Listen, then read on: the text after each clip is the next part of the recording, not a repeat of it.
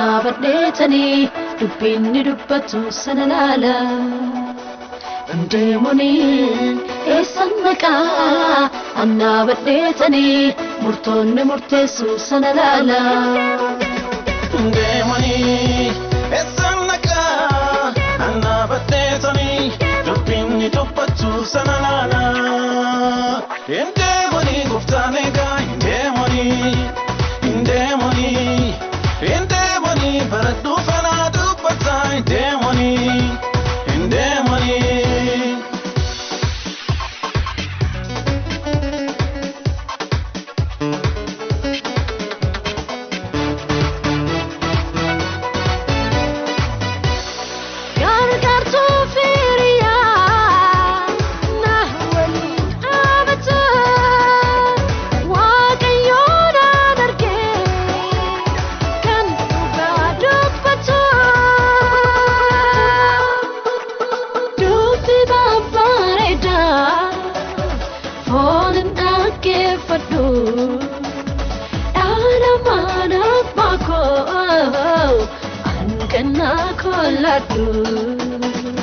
Demoni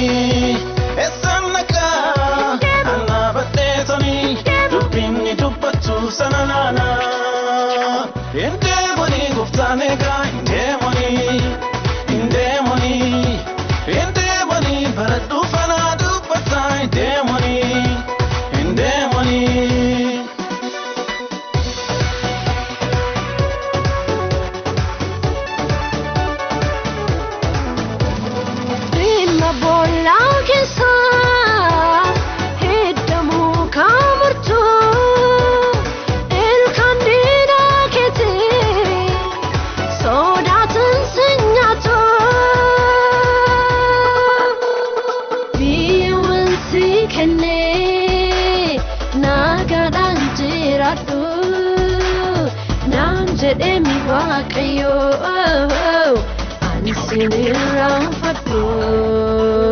I know it's hard sometimes living for his name through all the pain and trouble, but never lose your faith and always stand your ground.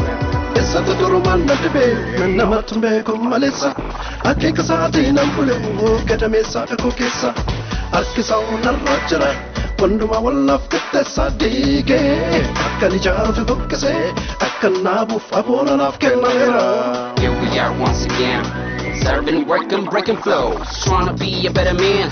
I rap Christ till the day I go They wanna count me out but I'm doubling Run them off, cast me out but I'm fitting in Then they go, wish we paid the more we glow Let them know giving up, we never giving in Press already started, losing I can afford it Just keep on recording till my battery's low Better stand your ground, better stand firm Comfort is never confirmed Way I'm on, skipping through my bones Heaven help me hold till I'm finally home Living every moment of the light spirit Backpack full of rock, can't pack still I rap hip-hop till I'm crushed to guilt You better listen well, the end of days in here